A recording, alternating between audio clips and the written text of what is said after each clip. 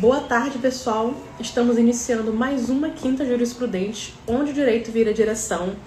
E hoje vamos falar sobre o adicional de insalubridade do agente comunitário de saúde e como o Tribunal de Justiça do Rio de Janeiro entende isso.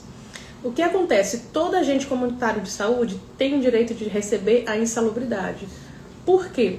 Por causa dos agentes biológicos que são inerentes à função que essa pessoa exerce. Então, todo profissional que atua nessa área, ele precisa receber insalubridade. Só que tem algumas questões que são grau mínimo, grau médio, grau máximo. E o que ocorreu? Os agentes de insalubridade de Rio Bonito estavam recebendo a insalubridade de apenas 10%, como se fosse grau mínimo.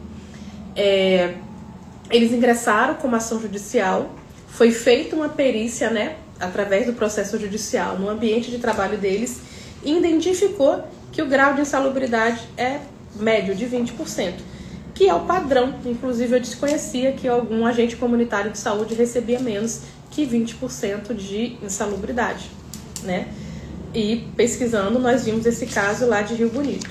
E o que ocorreu? O município recorreu da decisão contestando o laudo técnico, como se fosse impugnando um laudo técnico. Porém, uma simples contestação, precisa de um perito, precisa de uma série de coisas para você impugnar ou contestar um laudo técnico.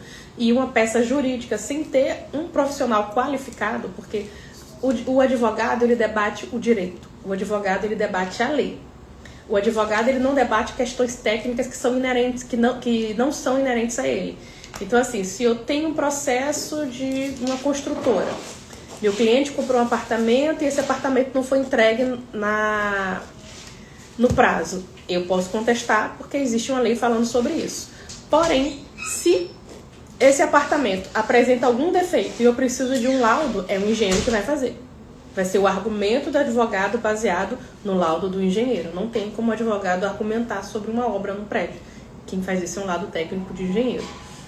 Então, não tem como uma contestação debater o que o engenheiro falou, porque o engenheiro é o técnico e eu debato a lei. Então, aqui está se falando sobre o direito dos agentes comunitários de receber insalubridade e existem normas que falam sobre os graus da insalubridade. E foi isso que foi feito lá e foi concedida insalubridade de 20%.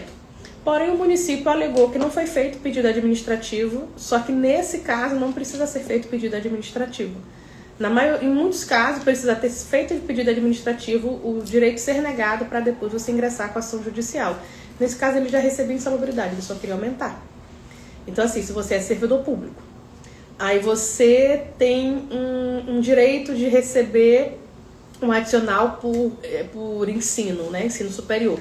Então, você tem que ingressar naquele município com um pedido, com um requerimento, falando que você tem um nível superior, você comprova isso, aí você tem esse adicional deferido. Nesse caso, você não entra na justiça e pede logo porque o município precisa indeferir. Nesse caso, não. Como a pessoa já recebeu insalubridade e queria apenas aumentar, poderia fazer ação judicial sem ter feito um requerimento prévio administrativo. Então, primeira tese que foi derrubada pelo TJRJ. A insalubridade, o aumento da insalubridade independe do requerimento administrativo. Segunda questão, validade do laudo pericial judicial. Ele é válido. Não pode debater um laudo pericial com uma contestação. Deveria ser uma impugnação técnica com um profissional qualificado. Um advogado não discorda do que o médico, do que o engenheiro falou. Um advogado debate teses jurídicas. Um advogado não tem argumentação técnica para debater questões de saúde. Aí também teve o enquadramento da atividade do anexo 14 da NR15, e a fixação do grau médio. Que o judiciário reconheceu que o agente comunitário de saúde estava exposto a agentes biológicos em visitas domiciliares. É inerente à função do agente comunitário de saúde essas visitas domiciliares e esse agente biológico. Não é que sempre ele vai estar sendo exposto a isso, mas sempre ele vai estar correndo esse risco. Então, pelo risco é que recebe a insalubridade. Além do contato direto com os pacientes, o que se enquadra nas atividades descritas na NR. Então, é isso, né? A gente tem sempre debatido questões judiciais, decisões judiciais que todo tribunal, tanto do Rio quanto de outros estados, tem feito. E esse é mais um direito de servidor público que, quanto mais a gente estuda, né, parece que tem coisas que são óbvias. É impossível a pessoa não receber adicional noturno, é impossível a pessoa trabalhar de noite e não receber adicional noturno, é impossível a pessoa receber com agentes biológicos e não receber insalubridade, mas infelizmente isso tem sido corriqueiro. E tem alguma dúvida, Fábio? Não. Ah, tá. Então é isso, essa live vai ficar gravada. Eu peço que vocês compartilhem nos grupos de servidores. Não sei se tem alguém de Rio Bonito aqui, se vocês, né? Se isso acontece com outros profissionais, se o agente comunitário de saúde recebe apenas 10%, imagino que outros profissionais também recebam, algo assim. E você consegue resolver isso na via judicial. Então hoje, né?